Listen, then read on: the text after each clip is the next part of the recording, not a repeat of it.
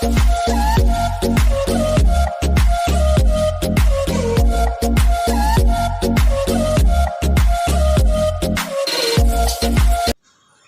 Friends, welcome to ராசி tips.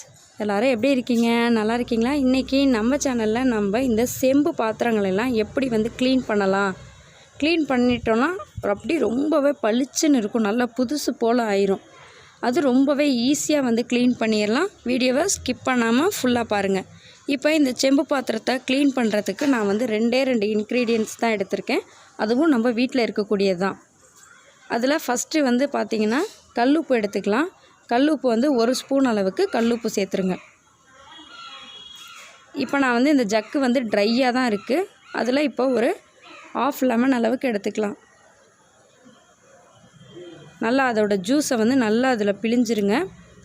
பிழிஞ்சிட்டு இப்போ இந்த தோலை வச்சே தான் நம்ம ஒரு ஸ்க்ரப்பு மாதிரி வச்சுட்டு நல்லா அதை நல்லா ப்ளீச் பண்ண போகிறோம். பாருங்கள், நான் அதை லைட்டாக தேக்கையிலே அதோட கலர் கொஞ்சம் கொஞ்சமாக கிடைக்கிது. நம்ம ரொம்ப இதை தேய்க்கணுங்கிறதெல்லாம் கிடையாது. நீங்கள் ஓரளவுக்கு லைட்டாக தேய்ச்சாவே அது நல்லா பளிச்சுன்னு வந்துடும். ஃபஸ்ட்டு நான் உள்ளே நல்லா இந்த மாதிரி நல்லா ப்ரெஸ் பண்ணி தேய்ச்சிட்டே இருக்கேன். நல்லா தேய்ச்சிட்டே இருக்கும்போது எனக்கு நல்லா அது நல்லா பளிச்சுன்னு கிடைக்கிது. இப்போ அடுத்ததாக அதே மாதிரி பேக் சைட் பார்த்திங்கன்னா இந்த சில்வர் கோட்டிங் இருக்குது. அதுலேயுமே இந்த லெமனோட தோலை வச்சுட்டு இதே மாதிரி நம்ம தேய்ச்சிட்டே இருக்கலாம். கொஞ்சம் ஹார்டான அழுக்காக இருந்துச்சுன்னா கம்பி ப்ரெஸ் போட்டு கூட நல்லா க்ளீன் பண்ணிவிட்டு வாஷ் பண்ணிடுங்க. இப்போ பாருங்கள், நான் காமிக்கிறேன். வாஷ் பண்ணதுக்கப்புறம் உள்ளது பாருங்கள், எவ்வளோ சூப்பராக இருக்குன்னு பாருங்கள். நல்லா பளபளன்னு புதுசு மாதிரி வந்துருச்சு. பார்க்கையிலே நல்லா கண்ணை பறிக்குது. அவ்வளோ சூப்பராக இருக்குது.